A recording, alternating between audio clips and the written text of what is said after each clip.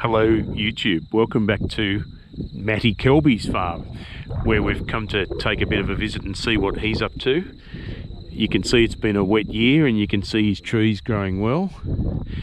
And we have not only Matti Kelby, but Bruce Chester.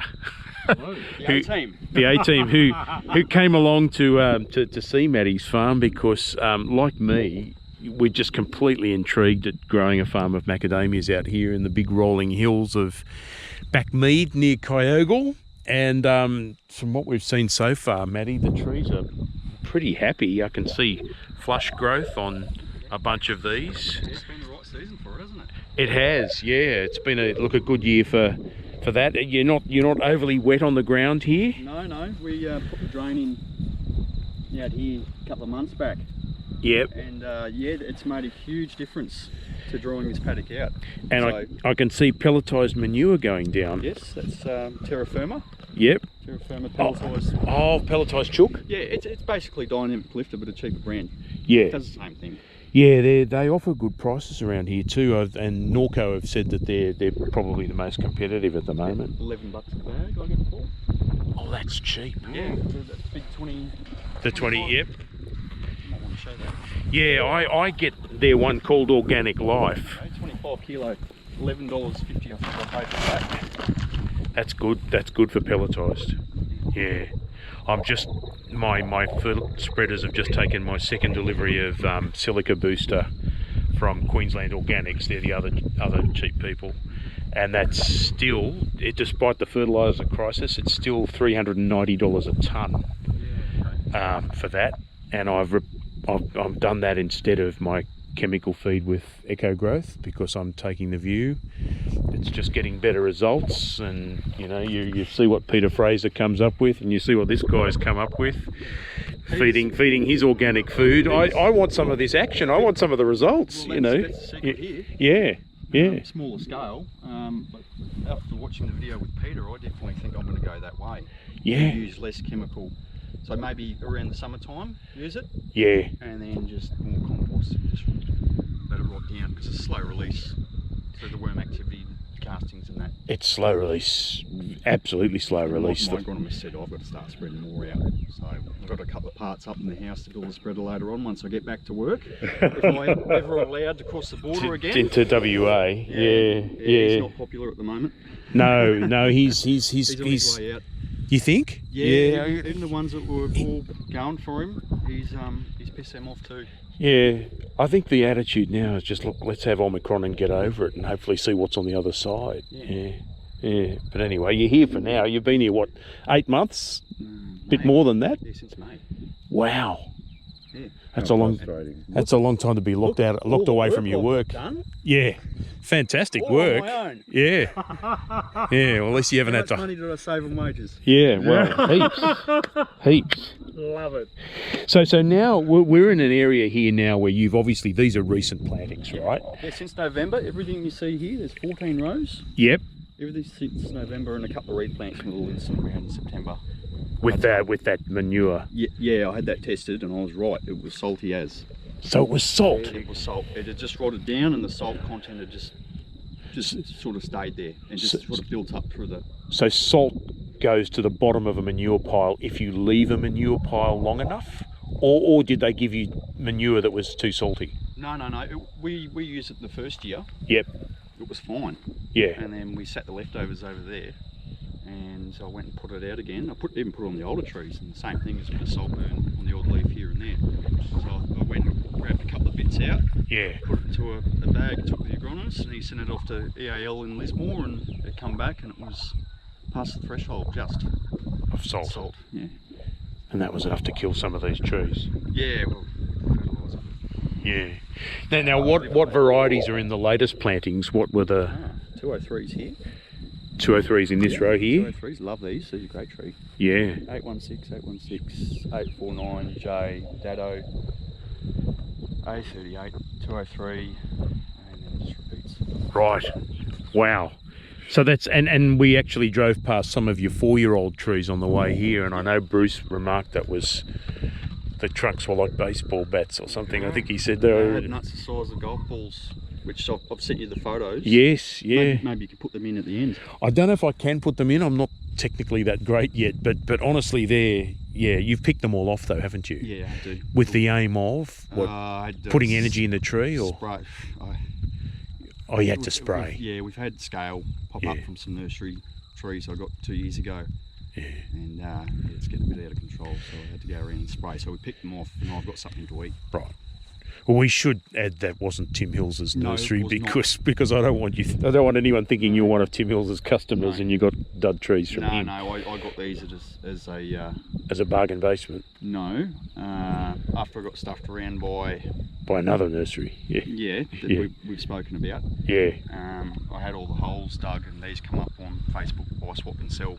Yeah. And we went and had a look. They looked alright. Yeah. But, I've seen ads on Facebook Marketplace. Yeah. There's a lot of macadamia trees for sale, deceptively cheap. I would stay away from Facebook Marketplace for maca trees. Yeah. Absolutely. Yeah. There's no shortage of them, but I haven't been tempted yet, I must say. Oh wow, your dog's followed us all the way here. Yeah. Now, Bruce, you've had a chance to look at this soil. You and I have very different soil. To this. Completely different. What do you make of this? I love it. Yeah. I think it's a great soil. Yeah. Firstly, I mean, everybody accuses it of wanting to be clay. Yeah. But have a look at how friable that is. Yeah. Just look at that. Okay. Well, it's crumbling a bit like red soil does in my hand. I mean, I'm with you. It's had a bit of compost in it for a couple of months. Okay. So that helps. Okay. And you can see a little bit of clay, like that lump on the ground there, for example. Yeah. I mean, but it's black. It's pretty dark soil. And what I'm told is the darker the soil, the more moisture will hold. So in terms of not hand watering, darker soil. Which of course you need to do. You need to rely on natural moisture, whatever it is you get. Well, yeah, it's that and that early root stimulation, soil to root contact. Yep. And then the mulching and composting is the other part of the cake mix. Of course. Backing up what you said about holding the moisture, for instance. Yeah. When I used to rep out west, and everybody would go to me, make sure you stay on the road, don't get caught in the black soils, you'll never get out. Yeah. Holding the moisture. Yeah, and a bit of clay, I presume. Yeah. So it was obviously a real warning that this stuff is going to hold its moisture. Yeah. You're going to get bogged if you go venturing, you know, that was... too much, yeah. So it just backs up, just life experiences, that's all. Yeah. And just over here is a drainage channel. Yeah. Is this one of yours, or was it there? I built it myself. Right. Can we see how... I did everything myself. It's not finished yet. Right. Like there's a point where the new fence is. Yeah. And I just didn't get time, but when I get a rotary hoe, we did this with rippers, it takes a long time and you end up with material you have to discard, which is all your clods, your roots and top of your grass. So that's not a manure pile? No. That's just soil? That's all from I tell you what, that looked like a manure pile to me. I could have, No, there's one up there. Yeah. But yeah, just use all the photos and then put some Siberian millet down till the natural grass goes back in. Right. But that's just holding a bit of water there now for the moment. This is Siberian millet? Siberian millet, that's a couple of crop. Right. Yeah, but this has worked so well. Just to help. Well, I can see there's water in the drain. There's no doubt about it. It's taking away from other places, and yet it's right near a large expanse of flat here. Mm-hmm. It still manages to drain to that. Yeah. Right. And then I did some other because we knew it was going to be a wet year. Hard to see. See the rip line? Yep. So that's in between rows? Yeah, just a real basic, just to get some water into it and get it away. It's hard to show. It's hard to show on camera without sort of putting your foot in it. Because I mean, you can actually see the fall as to where you pulled the drain in there beautifully. Yeah. But then to provide that additional area for it to run off between the rows, man, that's smart. Yeah. Well, you've got to turn machinery too at the end of the row, so it. And then eventually every row will end up like this. Yep. Rather than a proper mound, it'll just be a bit of a drain in between. Yeah. Yeah, no, you haven't done actual mounding before planting. I'm not a fan of it either, I have to say. But when it gets dry here, it gets dry. Yeah. So And plus, that's a huge expense. Mounting, yeah. We got Well, similar they have to on the sugarcane flats Yeah, because absolutely. because you've seen that they'll sit in water otherwise. Oh, and Maccas don't want their little toes sitting in water. That's why traditionally they were always grown on the side of a hill so that the water drained away from their feet. Right. Well, and you can see Matty's farm goes way up that hill there, Yeah. and there's no drainage issues there, really, is there, Matty? I mean, other than It can back up if we get a lot of water. it can back up get even. salty up there. So Right. there's definitely drains got to go up there. It's But it's a gentle hill. yeah, Yeah. it's not too bad. Yeah. Still not finished planting yet. No, no, and actually that's part of why we're visiting you here today because I've heard of your new planting method. Bruce hasn't seen it yet, so I'm keeping it completely secret to Bruce. But your planting method has now evolved over conservatively 3,000 trees, Close to, yeah. close to 3,000 trees, and you've developed a new method based on what you've learned, I suppose, and I sort of stole this idea from someone else. They were doing the same thing, but they were using their fist. And I thought, I don't want to get my hands dirty. Why don't we just use a drill and a paint stirrer? right. Do the exact same thing. Okay, so it's a planting method that involves a paint stirrer. And a drill. All right, are you ready to demonstrate it for us? Yeah, I'll just have to set everything up. Okay. All right. You might want to see that. Have a look at the rig. Yeah, okay, so here's the rig.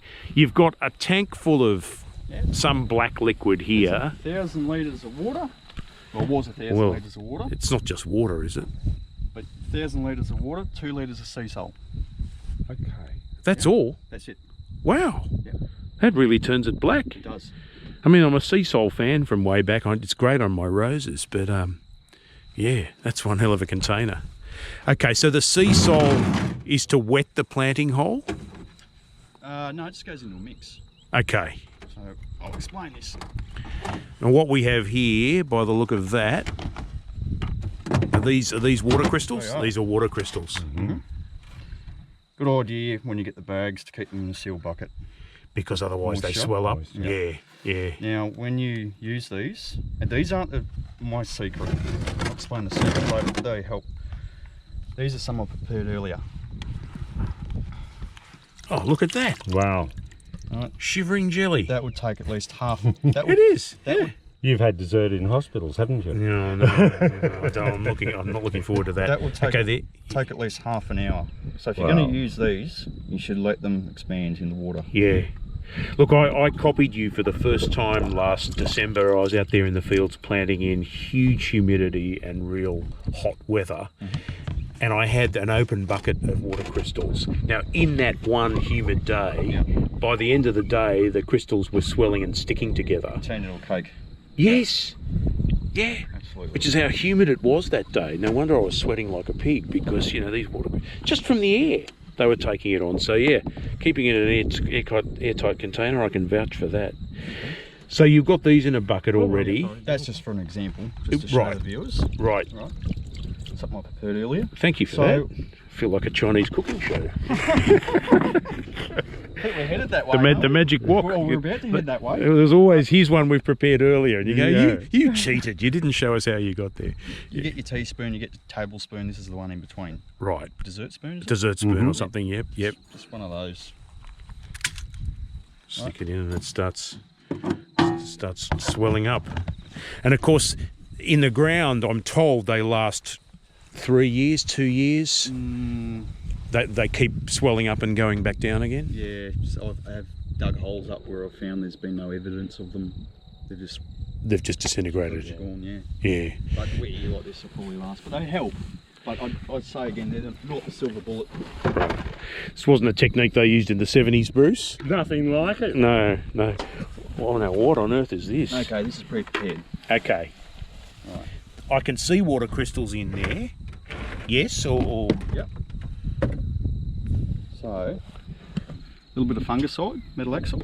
That's 50 grams. That's the fertiliser cup I use. You would okay. have seen these at Norco. Yeah, they sell them for a few cents each. Yeah. Definitely Well, maybe worthwhile because that holds about 50 grams of of this something granulated. fertiliser. Yeah, okay. It's a little bit of that. This is just something I've been doing this year. I haven't done it in the past. Now, metalaxyl, for those who don't know, is a fungicide aimed at Phytophthora which you can treat existing trees with. It says it But cures it. it- You ever look at the label? Oh no, it's meant to cure it and prevent it, I guess. It's preventative and curative. Where does it say? Macadamia, curative treatment, 100 grams per square metre. Yeah. Yeah, no, and they say it's one of the cures for adult Phytophthora, but I think it could be expensive compared to the phos acid dredge. I use both. Yeah. Well, look, phos acid's been banned in Europe, so I'm interested in that product Peter was using, that Phosgec. yeah, that's a foliar spray. Yeah, okay. I've never heard of it. Look, I've heard of the foliar sprays, and my agronomist says there's no real evidence they're effective, but if they work for him, heck, I'd have to, if he's got actual proof of it working, I'd take that. So this is Living Farm Australia compost? Yes, that's a chicken manure based compost. This is my secret. Right, okay. So what do we do now? Generous handful, no more, because you don't want subsidence issues later on. Okay, Have a look at that. that's a generous handful. That's beautifully rich. Look at that. It's beautiful, isn't it? Yeah. That's been I mean, that's been rotted down to... for 16 weeks, 4 months. Right. Wow. So it's chicken manure, sugarcane mulch, Is this your mob at Casino?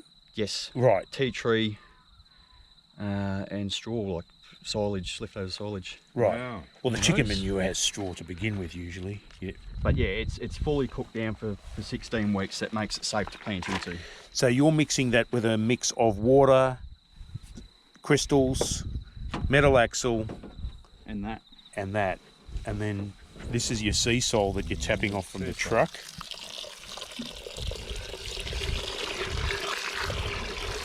Now, trial and error has taught you how much to use, but you seem to be filling this up to 5 litres. Yeah, about 5 to 6 litres. Right. It's not always accurate, depending on the hole. Right. So sometimes you got to mix it up a bit, and you might need a little bit more. If you put too much water in the mix, the tree can actually float out of it, and then you might have to kick a bit more dirt into it and Right. stir it again, then try it.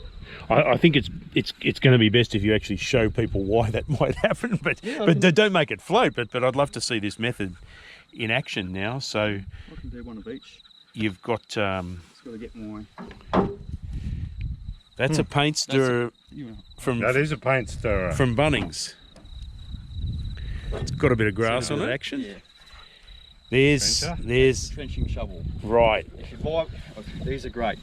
If you buy one of these, make sure you get the green ones. Don't get the blue ones. The cyclone. Yeah, get the Cyclone. Yeah. They're 50 something bucks each. Yeah. But the other ones I've snapped a lot of handles.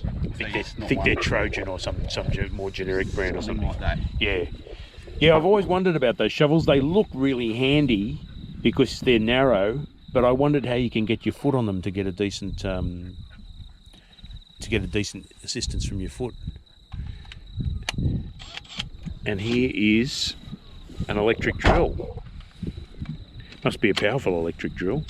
Those are alright. Although I don't know how much longer it's going to last. That's You- alright. The you've given government it- paid for this one. The government paid for They it. paid for it. All right, well that's all right. Okay, so we have a stirring mechanism ready. Yep. We have a planting hole ready. What comes next? I normally just lay these out, so I'll do 10 at a time. Yep. So 10 buckets. Yep. Lay them all along your holes like this. Well, buckets are cheap. Yep. Cheap shitty ones from Bunnings. And then lay your trees next to it. Okay. By the time that's happening, your water crystals are expanding. Yep. It's definitely best to do that. So what else? These trees here. So what are we planting today? 203s. A203s. You can see here, there's the below the graft growth, which is the H2, and there's the above graft growth. Nice big leaves, curled edges, typical of the 203. They've been a bit ready. They've been blown around in the wind on the ride home and had the top seat now by the cattle. Right. Anyway, putting these on. Yes. Dealing with these spiky leaves, this is a pain in the ass. Yeah, they hurt. Yeah. Glove, Yep. that high. And you strip it. Yep. with your thumb and index finger. Away it goes. I must say this is much more detailed than any planting video I've ever done of myself. When you do this a few thousand times, it becomes monotonous. You have a hard day and you go back and think, oh, how can I make that easier? Yeah. And then you develop a procedure. Float your own ideas and right. come up with something crazy like this. So yeah, that's interesting. You put them on while in the pot, not after you plant it. Yeah. Well, I guess you're at a better height then, aren't you? Saves you bending down, saves your back. Yeah, exactly. Something else we do too, I've just started doing this year. Before we bring these home, I spray these with a product called Envy. Yes, which is a moisture. It's a sealant, is it? Yeah. Yeah. It forms like a plastic, it's sort of like plastic coating over the tree, and it saves it with the wind blowing damage on the way home. Right. Moisture loss and that. Yeah, it's meant to be a stress relief to avoid Frost, drought. Frost in particular. Yeah. Apparently, people I talk to say sea salt's better actually on the cane flats. They're right. frosty areas and they're going along May, June and they're watering the sea salt. Well, kelp is. I mean, you know, Bruce, you're a fan of kelp. I am. And in fact, so's Peter Fraser. That's one of his go-tos. Oh. They fall over. Okay. All good hole. Yes, What except problems do you foresee with that? I can see a swirl, like an angle. Yeah. That hole's not too bad. Yeah. You can't see. The problem you're looking for is where the side looks like glass, which in this case you can't really see it. But if it looks like the inside of a glass, Polished. yes, then you've got to take preventative action, which involves this. Roughing it up. Yeah. With the trenching shovel, that's great. God, your soil seems easier to dig than mine. It's moist. If you leave it a few more days, it'll turn into concrete. Yeah. But that's not too bad. So you're not going to dig any of that out? I will in a sec. Right. Take that off. That's a surprisingly small root ball. It's a I mean, because the pot doesn't have that much soil in it. Yeah. 4 or 5 litre pot. 2 Yeah. inches. Always check taproot. Mm-hmm. Do you agree with that? Yep. What happens is, So it's going sideways? what's that one? It's a bit thicker normally, Yeah. but that's not too bad. What will happen is it'll come down, hit Yeah. the bottom of the pot or bag, And go and sideways. then go sideways, Yeah. and then you just break it off. Oh, you want to break it off? Yeah, break it off. Yeah. Why would you do that? So it regrows straight. Otherwise, it'll cause you problems later on. Oh, so it will regrow straight if you give it a chance. From what I'm It doesn't told. branch out. I'm not told. I've got 4-year-old trees up there that went through that horrendous storm we had. Yep. Same method, without the drill and that, but not one of them blew over. Fantastic. So you're teasing that out. I never do this myself. I should be. You should check the root system of each tree. Now you're dipping it in the bucket to. Water it, right? The Right. other part of the compost is, you've heard of compost tea? Yes. So that's got all that nutrients in it. Yeah. This isn't a strict method of it, but you're leaching all the nutrients into the water, Yes. giving it an organic fertiliser hit, Yeah. stimulate the roots like that. That's what you want. You want them to grow out into the soil. Right. And And I guess the metal axle is also getting into the roots here Yeah. as the fungicide, exactly. which is great. How long do you leave it there? Oh, just a minute or two. Right. Slowed this down a bit today for the video, but Do you find that by doing that sometimes the soil will fall off the root ball, it can. or you got to be a bit careful when you're lifting it out again? Not 9 times out of 10, but you know, now and again. Right. Put that in there, Okay. right? Backfill. Even that harder shit, it'll break up. You're backfilling now Oh yeah, watch this. without the plant in it. Yeah, you wait.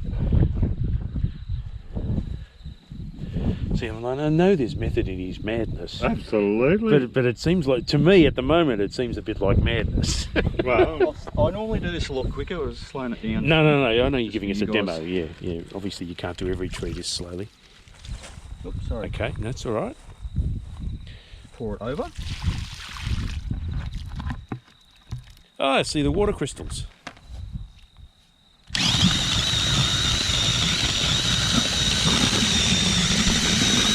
Holy moly!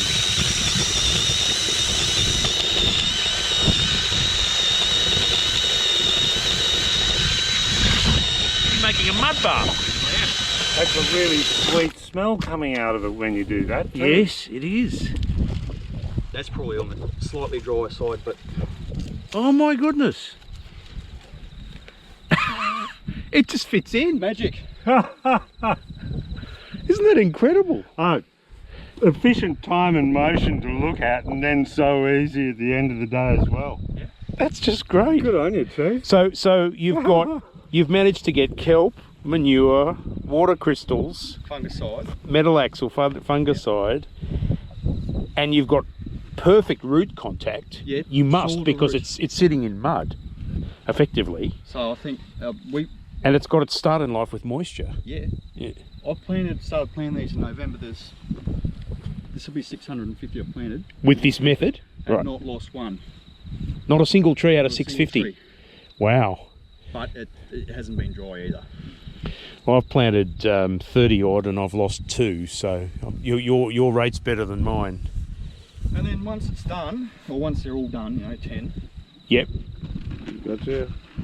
you've got your handful of Organic that. life. Yeah, which I do. I do one hand for my method. I do one underneath and one on top. But the one on top, look, it breaks down probably a bit more quickly than the one underneath. Yeah, well, That would be my theory. you just put chicken manure in the hole anyway with the compost. So Yeah. I like that stuff because it's already broken up. Yep. Worms can get into it quicker and move it around Yeah. rather than trying to have to break down a pellet. Now you said that there's a risk if you use too much liquid, the tree pops out again. Does Yeah, it? Float. It'll float out. It'll float.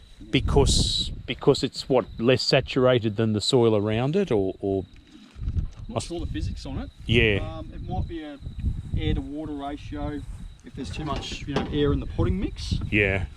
and there's not enough of that soil to sort of suck it down. But yeah, we'll show you another one with more water and show you what can go wrong.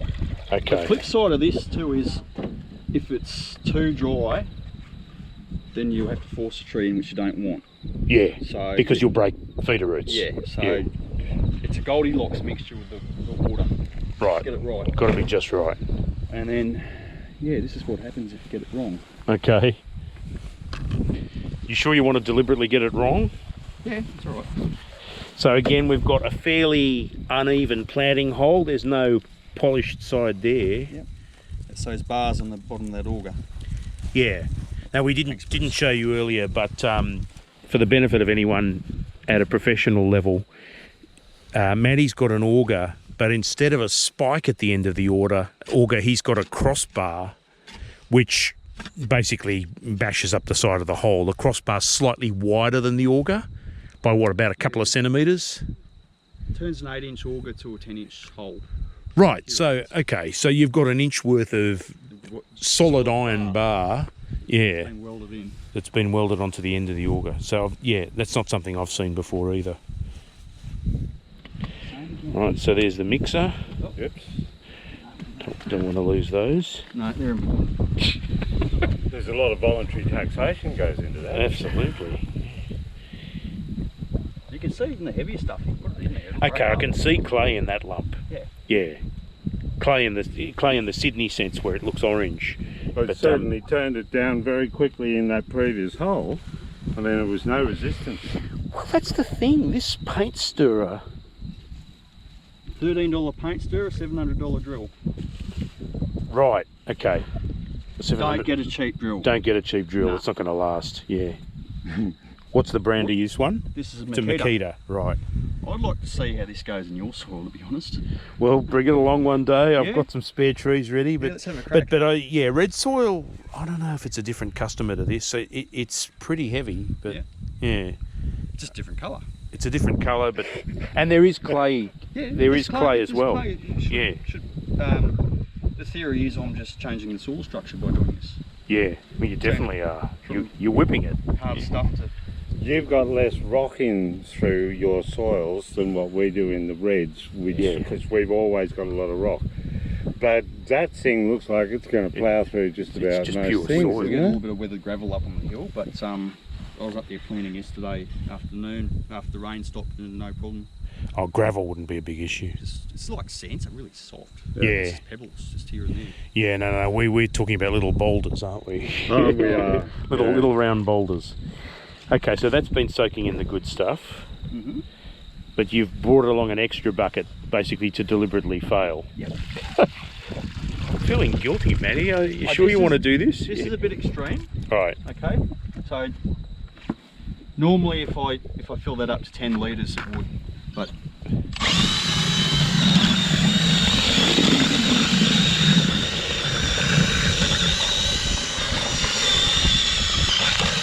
That's noticeably runnier.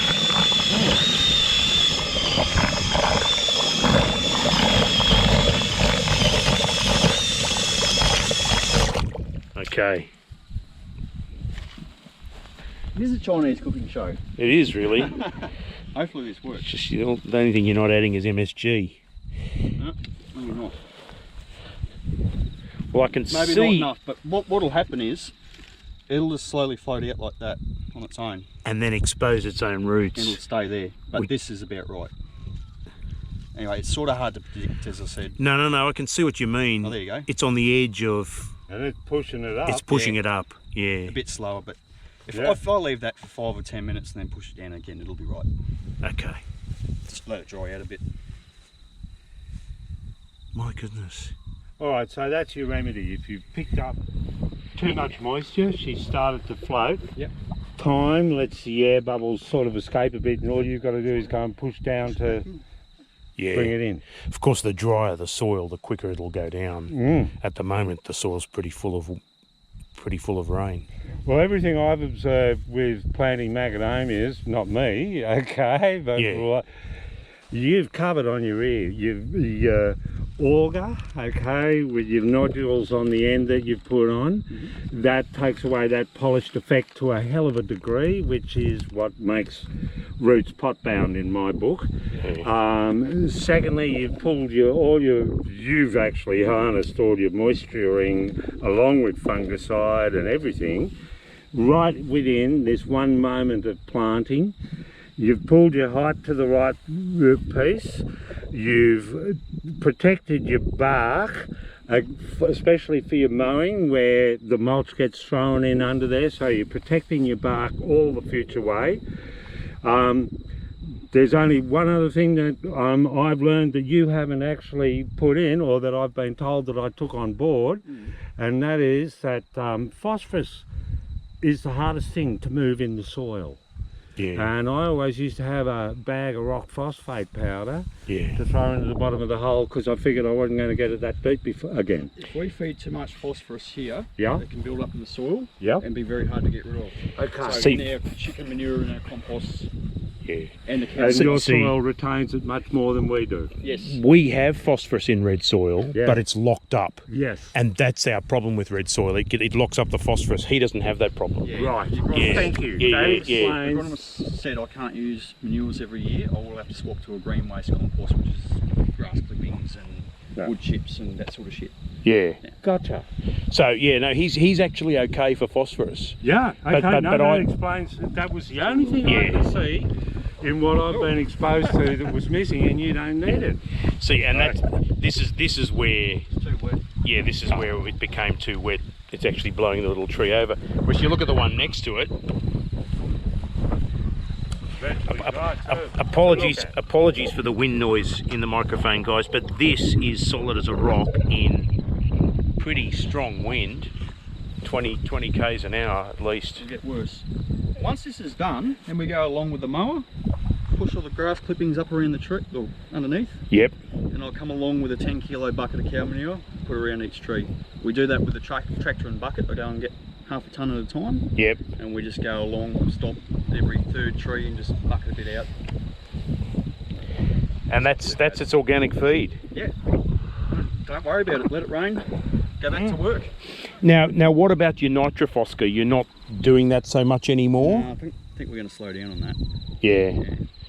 I mean, I think I take to heart what Peter Fraser said in terms of not growing your trees too quickly. We had Mum and I had a chat about that, and we definitely think too much on the top is creating wind early resistance. On, yeah. and then the feeder roots break and phytophthora comes in. That's the end of it. Pull it out. Yeah. So we're going to slow down on the NPK and go more organic. More organic based, more manure based. Well, it certainly worked for Peter, that's for sure. So yeah, what a great method. Yeah. And it's thinking outside the box. So yeah, the paint stirrer though is definitely your innovation. Yes. So I'm calling it the Kelby method. I don't care. I don't care what you say. Yeah, but we had the Kelby method of mowing. And we got the Kelby method of planting now. So hopefully, yeah, they'll give you credit if everyone starts planting like that. They'll give you credit.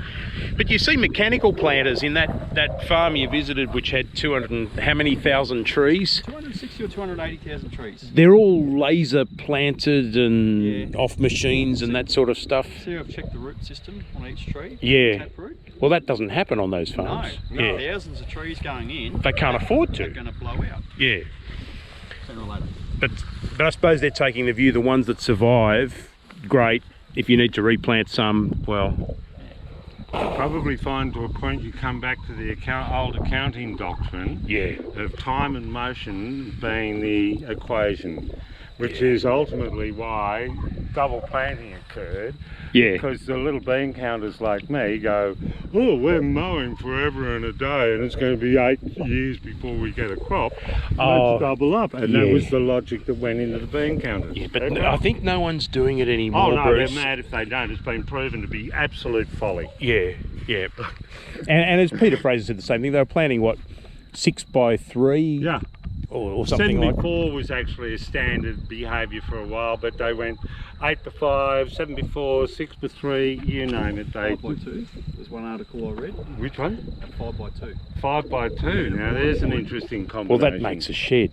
Oh, at Wine? Yeah. Oh, was that was the Espalier one that you're talking there's about? no Espalier Yeah. one, The article's on the AMS website, but they were getting it was 1,000 trees a hectare, and I think it was 7th year they were getting 7 tonne a hectare. Yeah, but then what happens after that? Yeah. Free chips. Yeah. Yeah, well your light is cut down straight off, and you Well, unless you're topping the trees. What do you think? Yeah. It's mathematical, it's great, it adds up, okay? In reality, it's nowhere near what can practically occur. Yeah. Well, this spacing here is you've 8 metres. 8x4. Okay. Okay, so 8x4 is pretty standard. And look, with the new varieties being smaller than the old Hawaiians, the current thinking is it's possibly enough. Absolutely. I'm going to do 9x4 on my new block, I think, but that's sort of how I'm thinking at the moment. But that's because I've got more slope. 2 people suggested to me 8x4. Yeah. So, I mean, Garth's trees, what are they, 30 years old? I think he's 8x4, Yeah. which is 300 odd trees a hectare, I think it is. Yeah. 312 trees And a ultimately hectare. you're only going to be harvesting down the 8, which is more than adequate. Yeah. Wouldn't you hate it to have them mounded like in the sugarcane ones, okay? Wouldn't you hate to have them mounded and trying to harvest with that, to do it efficiently? Well, the finger wheels would just keep running into problems. Well, you're going to be, you know, sure you can harness a fair bit of nut that falls into that period there. Yeah. But the more nut in the one place, I mean, finger wheels can only pick up so much. You're going to be going through either very, very slowly or whatever, or miss. Yeah. And all of this stuff along here, which at least you got the chance. Well, this is level to blow here. out, Yeah. you know? But those characters, they've got no chance to blow them out. They're going to have something that's always like a tent. Yeah. Yeah. And that's not going to help. And they'll get root exposure sooner too. If they're on a higher level. And on top of that, okay, it's fairly recent, decade and a half, with the sugarcane fields being turned into this, okay? Yeah. Here we have a season where we're going to test a little feed in water for a substantial period of time. I mean, they only build them up by that far. Yeah. This is going to test quite a few things, apart from the flow of water, which can take things out anyway. Yeah. So I'm going to be very interested watching actually what comes out of our first, what they call El Nino, with where they graduated macadamias onto the flats. Yeah. And you're fine here. I mean, you look at it. You look at your soil difference. As you say, you get down closer to the water, you're going to run into a frost problem. You know, which is in our area where they want to locate the pecans, isn't it? Because they want that. They want that. We don't want that. No. I mean, the challenge I think for this area will be if there is an El Nino and there's a sustained dry period. But I think what Matty's doing, getting his orchard established in the wet years, has got to be able to insulate them a bit from what happens later. Until I've got some money, we can hook that bore up to a irrigation system, mate. Do you think you'd irrigate? Oh, I need to do a bit more research. The farm at York Lee's not irrigated. Yeah. If that one near you isn't irrigated and the soil is such that the roots can really go for it, perhaps more so than on red soil, you know, maybe it picks up enough moisture. It'll encourage the roots to grow deeper anyway. Oh, most certainly. Yeah. And get a better grip in the ground. I mean, you know, the free lunch doesn't really pay off in any degrees, does it? No. And as sort of Peter Fraser said, he's not staking. Yeah. Because a stake is a crutch. Yeah. And give a tree a crutch and it'll always need it, sort of thing. The only time I'd stake is if one's got the go-ahead and it's got the too wet. Yeah. And it hasn't got a good footing yet. Yeah. But it's a temporary fix only. Yeah. Yeah. The AMS did say in one of their recent articles that, you know, staking wasn't a good thing, but in these sort of soils, if it does lose its structure, then you might need to just pull it up a bit. Yeah. But I'm thinking height reduction and less chemical fertilisers will alleviate all that. And then less pruning, less work, less money. Well, smaller tree variety to begin with also helps. Yeah, definitely. You guys are taking on board the knowledge that's actually occurred where we go. These are the influential factors as to where you can actually maximise your return with minimising your costs. Yeah. Whereas through the 70s, as we discussed, or the 80s when I've blundered in, blunder being the operative word, those, you know, we're still doing the touchy-feely basis where we make a hell of a lot more mistakes. Yeah. What were they feeding babies in the 70s? Oh, you remember, okay, this was managers were running the place for investors. Yeah. So as you've described, okay, the first bloke comes through with the auger and they just drill all the holes. Some bloke comes along with the trees, lays them all out beside them. You throw in, maybe it was dynamic lifter at that stage. Organic Life hadn't come along, even dynamic lifter were new on the block. That was the best that they ever did, if that. Yeah. And they never tested the height of where they were planting. It was a case of drop it in, push them in. Right. So there was. But as they started growing, what did they feed as they started growing? Oh, they had chemical. Yeah, absolutely chemicals, because that's what it shows the investor. Okay, because it's green a leafy quick growth, take up and everything like that. Yes. So the cat who's financing it, who doesn't actually have the hands on, your advantage. I had 2 unsolicited offers for that. What, for management? Yeah. Really? Yeah. What, from out here? Yeah. Fantastic. No one's offered for my farm. No. Yeah. No. Mine's too hard. Not in my Lifetime. No. Well, that's not why you did it. Yeah. That and just I'm not a slave to my job. No. I'd rather be a slave to this not getting paid than go and work in a job I don't like. Yeah.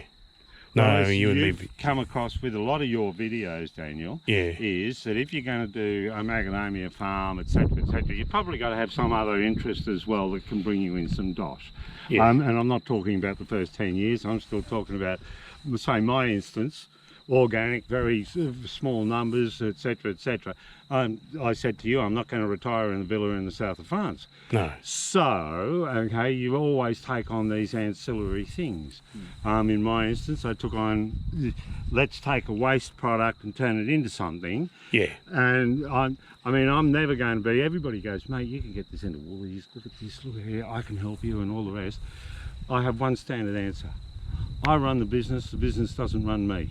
Otherwise it won't work. Yeah. Well, that's certainly where you're heading. I only have to come home every 3 months to do something with these. Yeah. With the exception of summer when I don't work, because I'm not going to work 50-degree heat.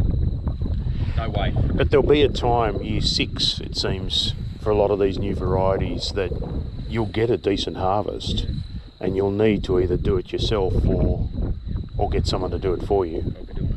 You'll be doing it, yeah. Well, it's good you've got a job you can leave and come back to. Creating a job for myself. Exactly. You want to see some nuts? Sure. Well, where are we going to see some nuts? For a bit of a walk, so Yeah. No, I'm okay. These are the ones I We can keep talking as we walk. Push your ankles too.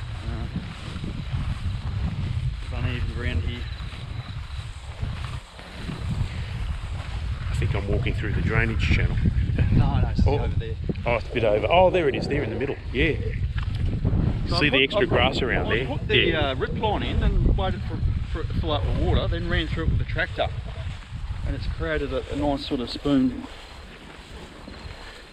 It is quite noticeable between every row. Yeah. It's not a mohawk as such, but when you're mowing, what do you do?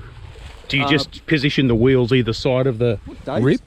What Dave suggested, because it lifts a lot of clods out and that. Yeah. Let it dry out for a couple of days and run over it with the slasher and break all the clods up. Ah, the slasher will get rid of all that.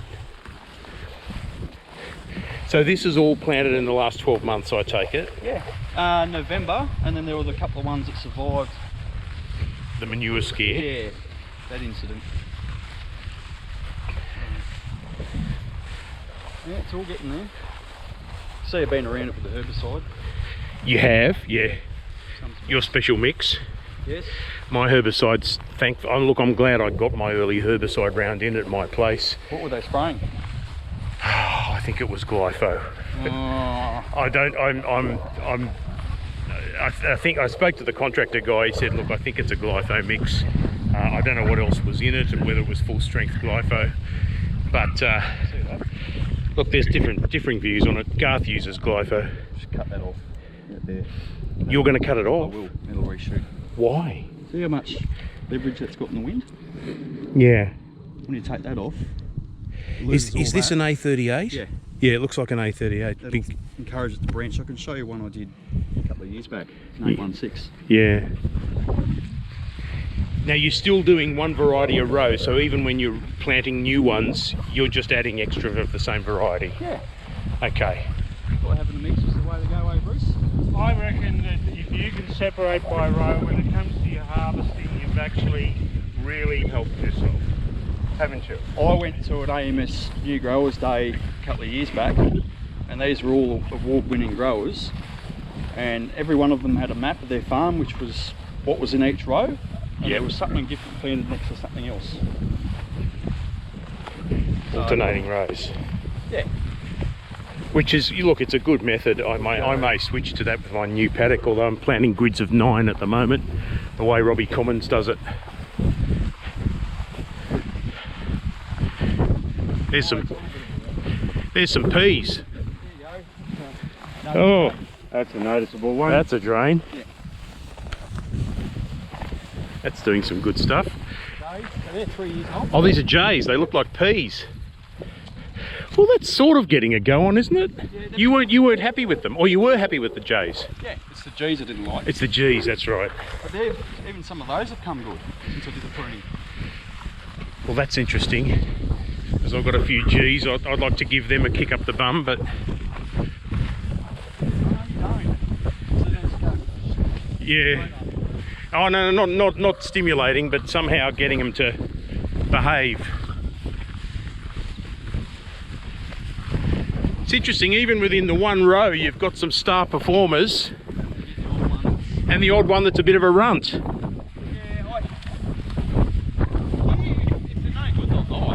Yeah. Which isn't a bad thing, because we can pull it out.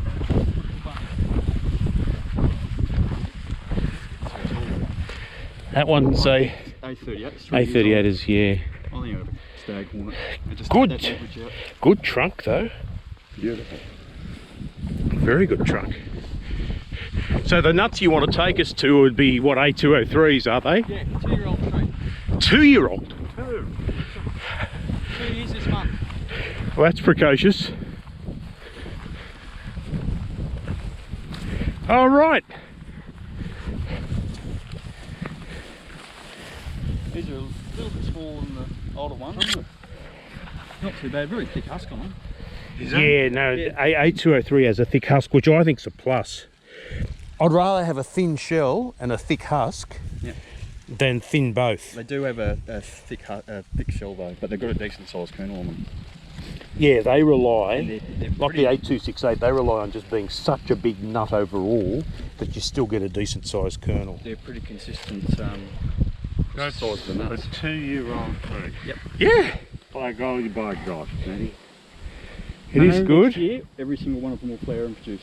I've got no doubt about that. By golly gosh.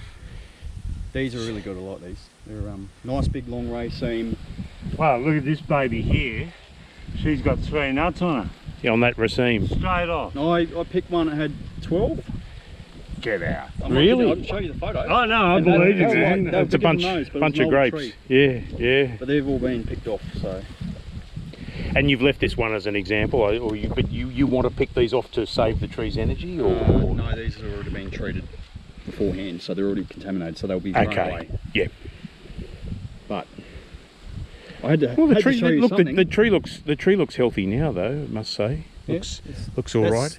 What's That's this? Tim Hills. What's this That here? looks like twig girdler. See that fresh? Yeah. See, I see this on some of my babies. They'll girdle the twigs, snap off and blow away in the wind. Pain in the ass. They are. Yeah.